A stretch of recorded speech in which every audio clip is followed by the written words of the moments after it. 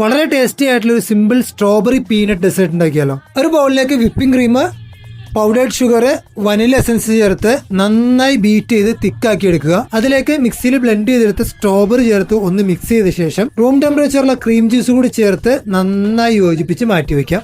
മറ്റൊരു ബൗളിലേക്ക് വെള്ളം ചേർക്കാതെ മിക്സിയിലിട്ട് അരിച്ചെടുത്ത strawberry juice, powdered sugar, lemon juice കൂടി ചേർത്ത് അത് നന്നായി മിക്സ് ചെയ്ത് മാറ്റി വെക്കാം. മറ്റൊരു ബൗളിലേക്ക് ക്രഷ് ചെയ്ത പീനട്ട് ചിക്കി, സാധാ കപ്പലണ്ടി മിഠായി ഒന്ന് ക്രഷ് ചെയ്തത്, ചോപ്പ് ചെയ്ത ബദാം, കുറച്ച് കാഷ്നട്ട് കൂടി ചേർത്ത് അത് മിക്സ് ചെയ്ത് മാറ്റി വെക്കാം. ഡെസേർട്ട് അസംബിൾ ചെയ്യാനുള്ള ബോൾ എടുക്കുക.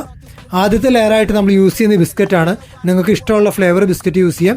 ഞാനിവിടെ കാരമൽ ഫ്ലേവറുള്ള ബിസ്ക്കറ്റ് എടുത്ത് നേരത്തെ തയ്യാറാക്കി വെച്ചിട്ടുള്ള സ്ട്രോബെറി സോസിലേക്ക് ഒന്ന് മുക്കിയ ശേഷം ഇതേപോലെ ആദ്യത്തെ ലെയറായിട്ട് നിരത്തി വെക്കുക. അടുത്ത ലെയറായിട്ട് തയ്യാറാക്കി വെച്ച് ക്രീം ചീസ് മിക്സ്, അതിന്റെ മേളിലേക്ക് മിക്സ് ചെയ്ത് മാറ്റി വെച്ച നട്ട്സ്, പീനട്ട് മിക്സർ, അതിന്റെ മേളിലേക്ക് വീണ്ടും ക്രീം ചീസ് മിക്സ് ചേർത്ത് കൊടുത്ത ശേഷം നിങ്ങളുടെ ഇഷ്ടത്തിനനുസരിച്ച് കുറച്ച് നട്ട്സും പീനട്ട് ചിക്കി ക്രഷ് ചെയ്തെല്ലാം കൂടി ചേർത്ത് ഒരു സ്ട്രോബെറി എല്ലാം വെച്ച് നന്നായി ഡെക്കറേറ്റ് ചെയ്ത ശേഷം ഫ്രിഡ്ജിൽ മിനിമം 3 മണിക്കൂറെങ്കിലും തണുക്കാൻ വേണ്ടി വെക്കുക.